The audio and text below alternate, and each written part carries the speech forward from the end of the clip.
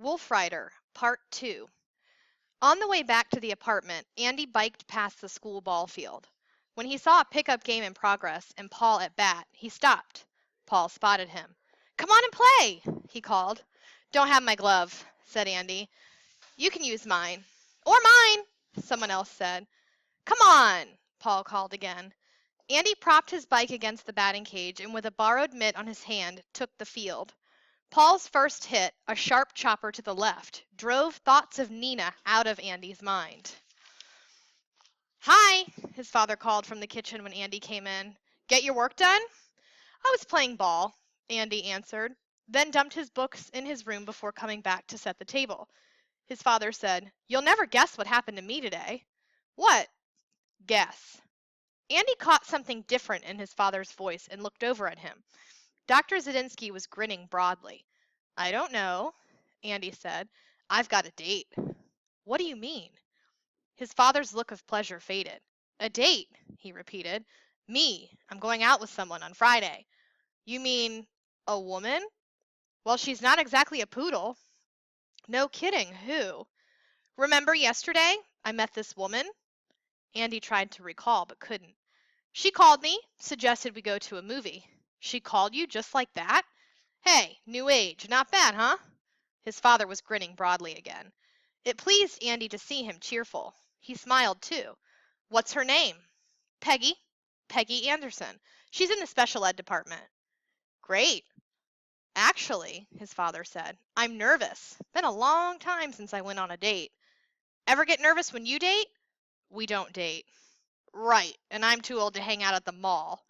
He gave Andy a questioning look. It doesn't bother you, does it?" he asked. Their eyes met. "What?" "Me. Going out." At the question, Andy realized it did bother him, but when he looked at his father and saw him smiling in a way he hadn't seen for a long time, he said, "Hey, it's good for you." Dr. Zadinsky brought dinner to the table. "How come you played ball?" he asked. "I thought you were going to the library." "Something happened." "Spring fever?" "Really want to know?" "Always." Andy pushed himself away from the table and went to his father's room to find the college phone book. He brought it back, laid it in front of his father, opened it to the right page, and pointed out Nina's name. "I don't understand," his father said. "That call," said Andy. "Friday, remember? You said it was a phony name. Well, it isn't. Look." He jabbed the page. Then he told his father what he had done, all of it, including paging Nina Clemmer in the library. When he was finished, he said, "Still think it was a gag?"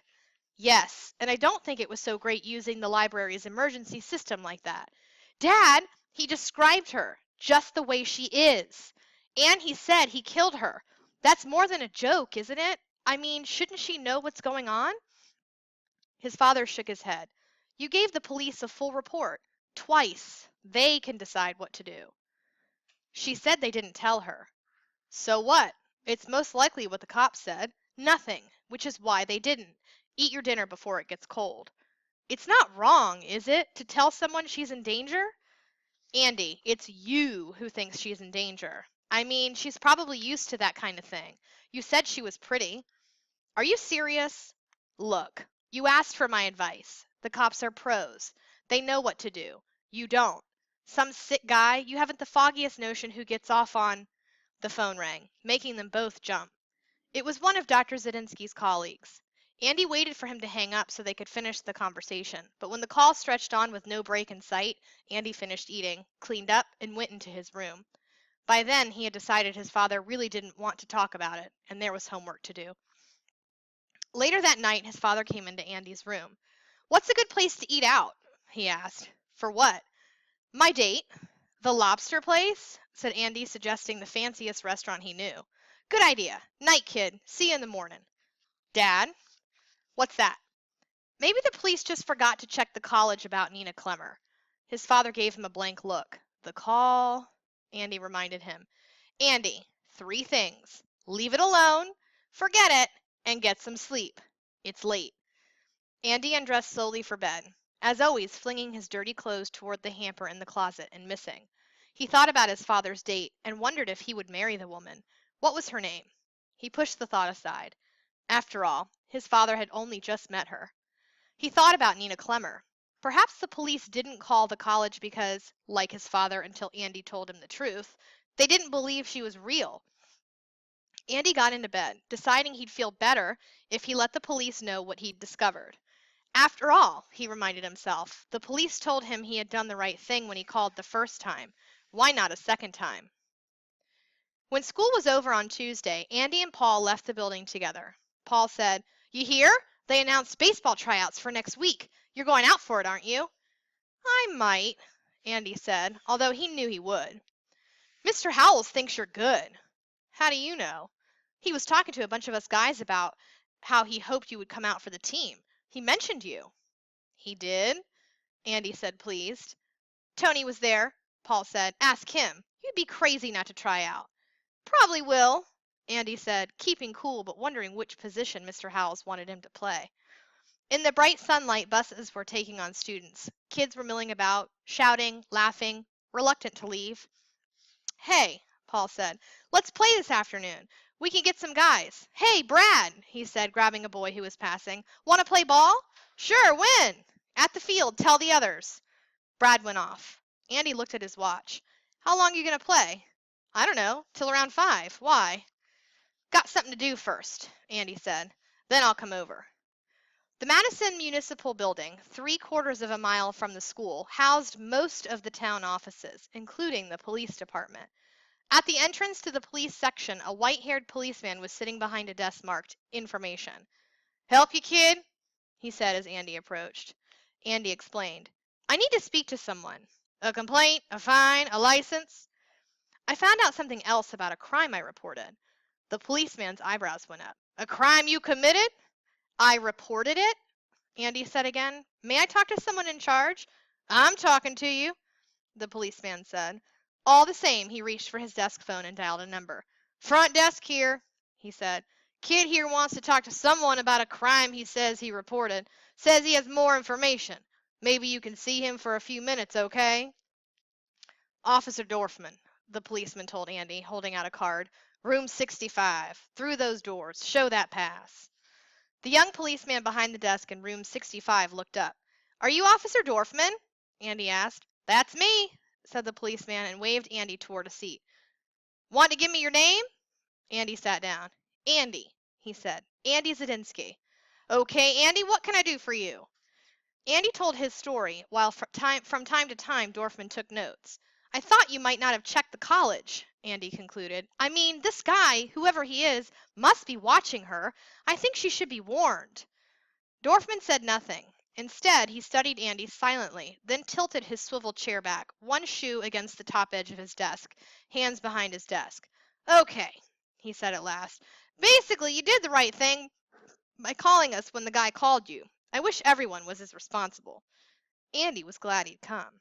"Second," continued Dorfman, "I can understand your curiosity about what might have happened when you called us the next day. Only human nature. But I have to believe what you were told was correct. Nothing happened. Except—" "Let me finish," said Dorfman. "Finally, I can see you checking out this girl's name in the college phone book. Again, good thinking. As for the rest, no way. Leave it alone. But, Andy, let me ask you some questions, okay?" "Yes, sir." Dorfman leaned over the desk toward him. "Could the person who called you, this Zeke, be a friend of yours? You know, someone out for a laugh?" "We only got the phone the day before," Andy explained. "No one had the number except Paul." "Paul?" "I told you, my best friend. He'd just come over." "When did he get in?" "Just then. I wrote it down for him." Dorfman pursed his lips. "How about this? While you were doing something, in the can, say, this Paul calls another buddy and sets you up, suckers you." Andy shook his head. "We were together all the time. Besides, he's not that way. I told you, we're best friends. And anyway, he didn't know the number before the guy called." "Okay," continued Dorfman, smiling. "But still, basically that guy was making a bad joke."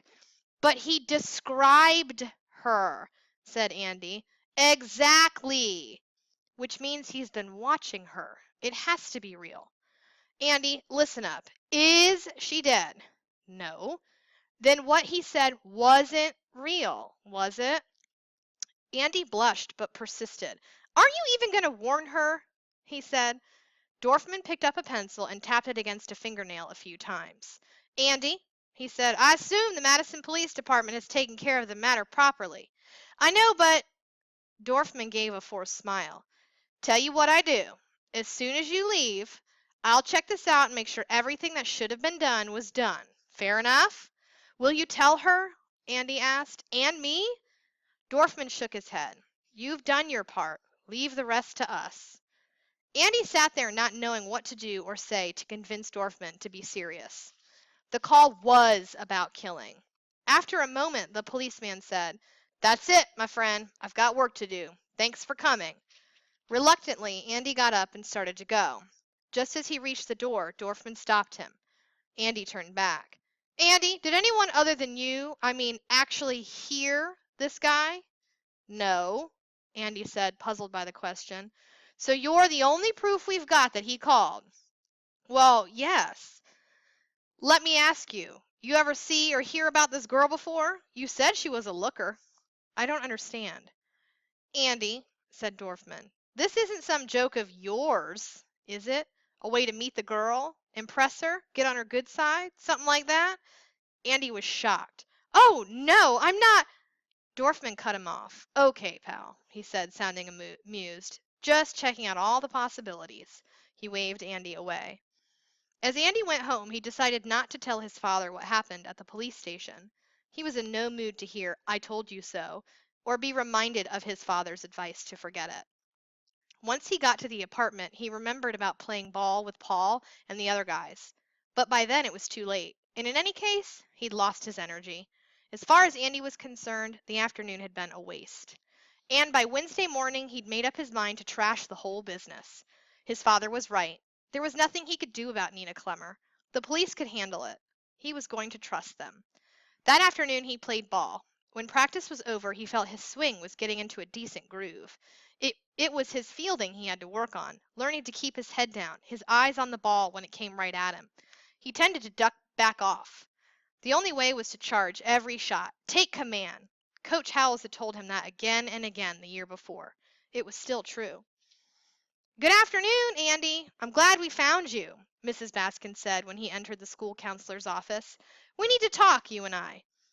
Andy sat down.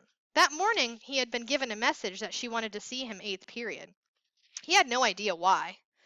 How have you been? She asked. Fine. Things sorted out? Sure. Each time Andy answered, Mrs. Baskin allowed a space of silence. Not knowing what to do with the space, Andy began to feel on edge. I see, she said, that you and your father moved into town, closer to school, and to your friend Paul, she added with a smile. Moving can be very upsetting, especially if it's from a home you love, where you grew up. How do you feel about it? Okay, said Andy, still puzzled about why she had called him.